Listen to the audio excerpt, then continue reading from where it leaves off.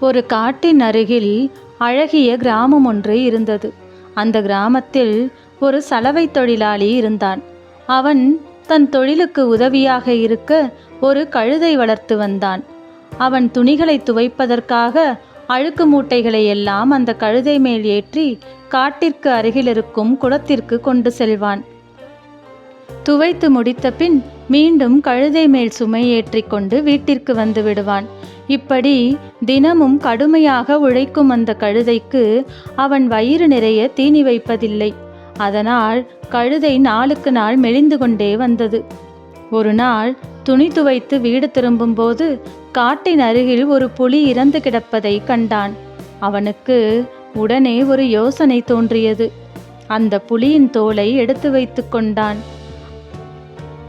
அன்று இரவு அந்த கழுதையின் மேல் புலியின் தோலை போர்த்தி தன் பக்கத்து வீட்டுக்காரனின் பயிர் கொல்லையில் மேய விட்டு விட்டான்.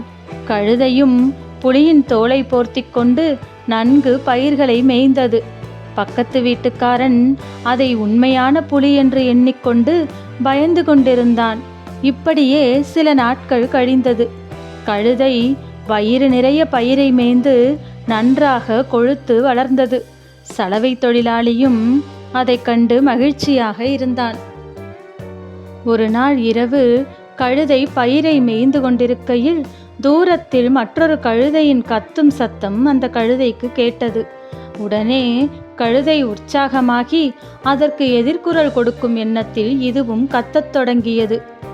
புலியின் உருவத்திலிருந்து கழுதையின் குரலை கேட்டதும் பக்கத்து வீட்டுக்காரன் விழிப்படைந்தான்.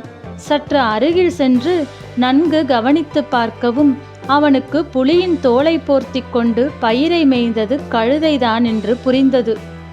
பிறகு அந்த கழுதையை பிடித்து தன் வீட்டில் கட்டி போட்டான். தன்னுடைய செயல் வெளிப்பட்டு விட்டதால் சலவை தொழிலாளி அந்த கழுதை தன்னுடையதுதான் என்று சொல்ல முடியாமல் விட்டுவிட்டான்.